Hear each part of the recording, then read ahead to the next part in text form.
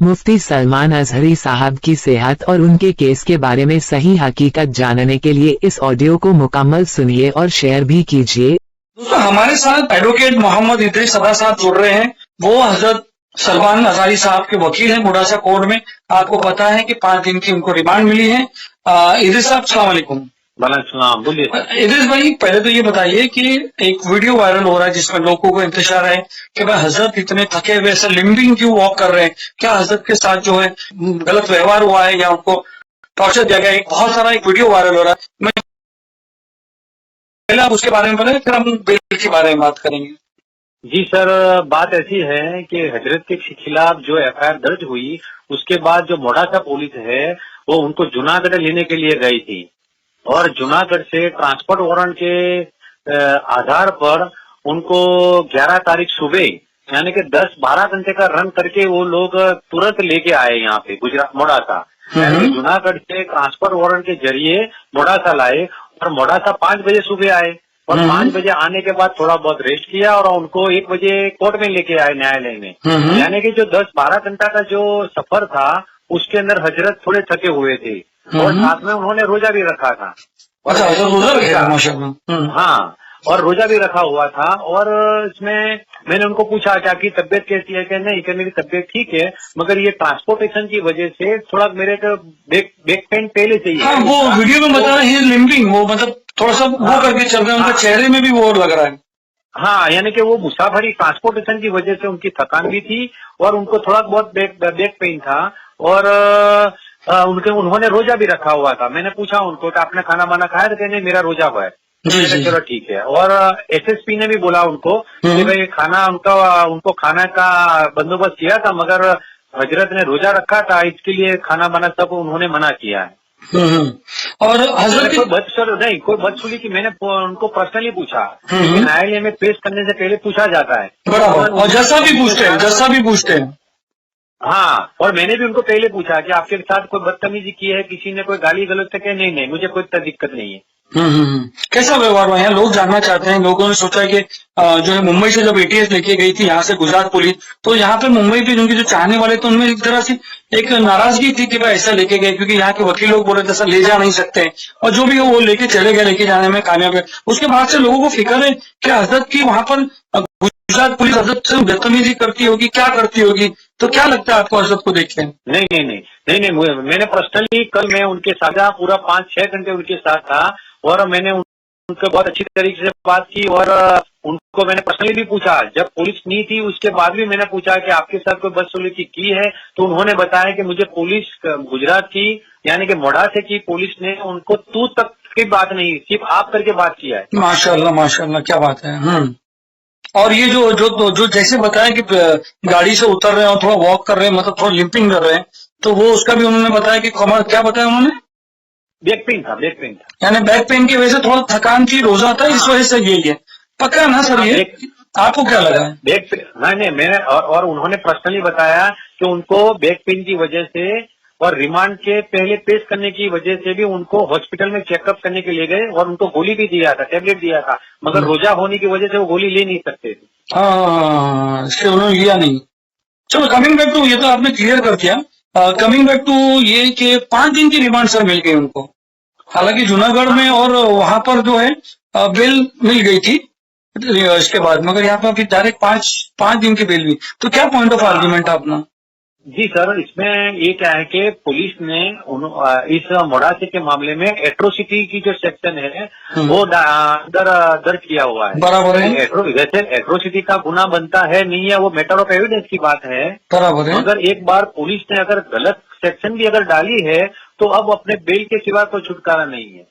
अच्छा। Bell atrocity, हाँ, और जूनागढ़ और बचाव के अंदर जो उनका जो वेरी सेम डे बेल होने की वजह ये है कि उसके अंदर एट्रोसिटी नहीं थी, तो लोअर कोर्ट यानी जुडिशियल कोर्ट उसको जमानत देगी और मोडासा के अंदर अपने एडिशनल सेशन कोर्ट जो इसके अंदर एट्रोसिटी की स्पेशल कोर्ट होती है उसके अंदर बेल एप्लीकेशन डिसाइड होगी। अच्छा, मतलब वो तो अभी जब तक पुलिस कस्टडी है तब तक तो बेल एप्लीकेशन डाल भी नहीं सकते? नहीं, रिमांड अगर इनका रिमांड 17 तारीख को सुबह 10:30 बजे खत्म हो जाएगा, तो 17 तारीख को इनका रिमांड खत्म होगा तो उसी दिन अपने बेल एप्लीकेशन फाइल होगी और फिर 19 तारीख को मेरे ख्याल से हियरिंग में आएगी और 20 तारीख को ऑर्डर होगा। ये मगर पुलिस तो जी, पुलिस तो सेकंड डिमांड भी मांग सकती है, मांगेगी। उसकी अपनी तैयारी क्या है? कोर्ट देगी नहीं। कोर्ट ने वैसे कोर्ट किसी को बोलती नहीं है, मगर इसके अंदर थोड़ा बोला था कोर्ट से कि भाई ये आपको पहले से ही ज्यादा दे दिया है, अब जो भी करना है 17 तारीख को पेश कर दो बस। अच्छा, यानी यहाँ अंदर वहां पर ये बात थी। आपको क्या लगता है जज साहब को, जब आप लोग ने आपका डिफेंस किया तो क्या मतलब डिफेंस था और प्रोसिक्यूशन क्या था और डिफेंस क्या था? प्रोसिक्यूशन ये था कि भाई इन्होंने ये थोड़ा एग्रेसिव भड़काऊ भाषण दिया हुआ है, जो स्पीच है वो एग्रेसिव थी, उसके लिए एक समाज के अंदर दुश्मनावट पैदा हो सकती है ऐसी है, इसके लिए एफआईआर दर्ज हुई है। और हमने बोला कि हमने ऐसा कुछ बोला नहीं है, हमने तो सिर्फ ऐसा बताया कि भाई मुसलमानों की जो हालत है वो दलित से भी खराब है। तो हमने ऐसा नहीं बोला कि दलित खराब है, हमने तो ये बोला कि भाई दलित अच्छे और मुसलमान खराब है। एक सच्चर कमेटी की जो रिपोर्ट पेश हुई है संसद के अंदर, तो सच्चर कमेटी की रिपोर्ट के जरिए उन्होंने बताया, ये हमने दलित पेश की है। फिर जज साहब का क्या मतलब इसके ऊपर वो था?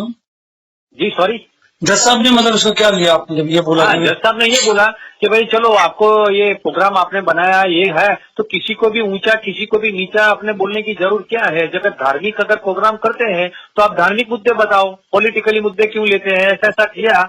मगर ये पुलिस जो है यूं कि भाई ये हजरत है, ज्यादा दिन तक जेल में रहे, इसके लिए रिमांड के लिए गलत इश्यूज लेके आए कि भाई इनके पास फंडिंग कहाँ से आता है, ये कहाँ से आए थे, बॉम्बे से यहाँ किस तरह आए, मोड़ासा के अंदर उन्होंने उनको कितना पैसा दिया गया, ये कोई इसके पहले कोई प्रोग्राम कोई एक्टिविटीज का एंटी सोशल के एंटी नेशन कोई एक्टिविटीज की है कि नहीं, इनके खिलाफ और कोई मुकदमे है कि नहीं, ऐसे करके अपने रिमांड एप्लीकेशन दी थी। तो अपना डिफेंस क्या था इस पे, जो फाइनेंस की बात थी कि इनको पैसा कौन देता है? अभी रिमांड अपने कम करने के लिए अपने आर्ग्यूमेंट की थी, मगर कोर्ट ने जो पहले 1 नंबर के जो आदमी था उसको 4 दिन का दिया था, इसके लिए इनको भी 4 दिन पूरे यानी 4.5 दिन तक के रिमांड दिए हैं। अब इंशाल्लाह हो जाएगा बेल, तो बेल तो यहीं से हो जाएगी। हमको बट आपने कहा ये मजिस्ट्रेट कोर्ट है बेल, आपने कहा कि एडिशनल जज के पास होगी। हाँ, ये स्पेशल कोर्ट यानी सेशन जज के पास ही जाएगी। अगर 3-4 दिन जैसे ही रिमांड खत्म होते हैं तो 3 या 4 जेल कस्टडी होगी, जुडिशियल कस्टडी हो जाएगी। हाँ, जुडिशियल, फिर हियरिंग होगा, उसके बाद फिर ऑर्डर होगा। अच्छा, जुडिशियल कस्टडी होगी तो कौन से जेल पे ले जाया जाएगा उनको? यहाँ मोड़ासा की जेल यहाँ अच्छी है। बाई चांस यहाँ अपने 500 200 या 250 केजी के लिए अरेंजमेंट होता है, यहाँ जेल अच्छी है।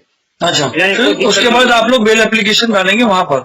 हाँ, हमारी तैयारी ऐसी है सर कि हम 17 तारीख को उनका 10:30 बजे रिमांड खत्म होता है, तो 17 तारीख को ही हम 1 या 2 बजे तक हम बेल हम पुटअप कर देंगे ऑनरेबल कोर्ट में। अच्छा, अगर जब तक एक और केस आ गया तो क्या करेंगे, उसकी क्या रेमेडी आपने ली है आपकी वकीलों की टीम ने? क्योंकि आपने देखा है कि एक खत्म होता है तो दूसरा आ रहा है, दूसरा खत्म होता है तीसरा आ रहा है, तो क्या आपकी वकीलों की टीम ने उसकी क्या बंदोबस्त किया है?